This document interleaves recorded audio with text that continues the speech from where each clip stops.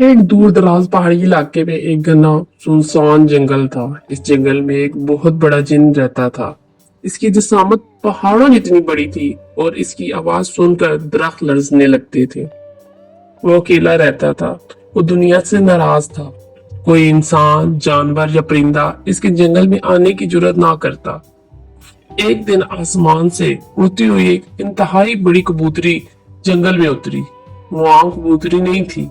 इसके पर बादलों को छू रहे थे और इसकी परवाज में सुकून था। वो दूर दराज इलाकों से आई थी, एक ऐसी जगह की तलाश में जहाँ अमन हो और फितरत की खुशबू बाकी हो।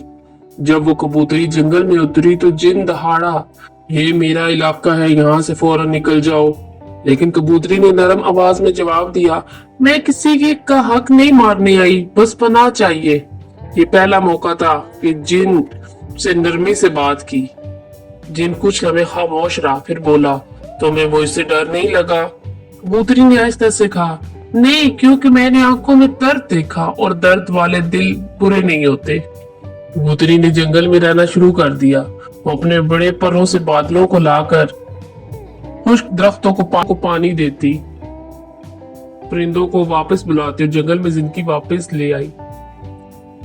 जिन हर शाम खामोशी से देखता कि कबूतरी कैसे जंगल को बदल रही है। रफ्ता रफ्ता वो भी बदलने लगा। पहली बार इसने महसूस किया कि तन्हाई ताकत नहीं, कमजोरी होती है और दोस्ती में असल ताकत है। फिर एक दिन शिकारियों की एक फौज आई जो कबूतरी को कैद करना चाहती थी, मगर जैसे ही वो आगे बढ़े, जिन चीखा, जो इस परिंदे को हाथ लगाएगा वो मेरा कहर देखेगा।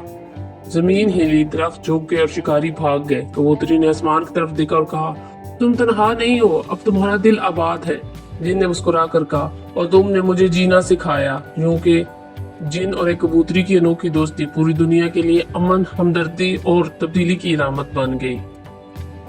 इस कहानी से हमें ये सबक मिलता है, शक्ल नहीं, दिल बदलने से दुनिया बदलती है। दोस्ती हर दीवार गिरा सकती है, चाहे वो दीवार जिन की हो या तन्हाई की।